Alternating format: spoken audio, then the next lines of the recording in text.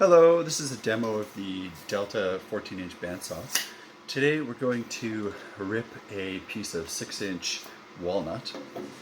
So the bandsaw has a new 3/4 inch blade with 3 teeth per inch, which is nice for resawing wood.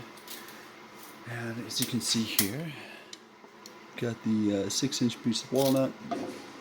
The guides are raised up as high as they go, and on this saw, that is 6¼ inches at the highest. So it's the biggest piece of material you could fit through there.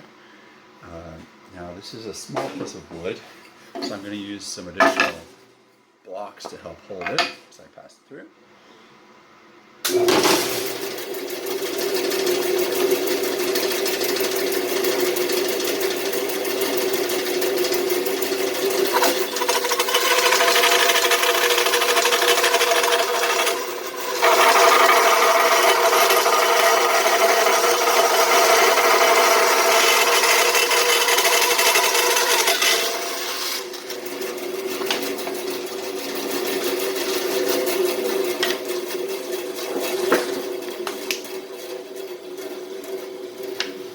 So there you have it. Went through really nice. Thanks for watching.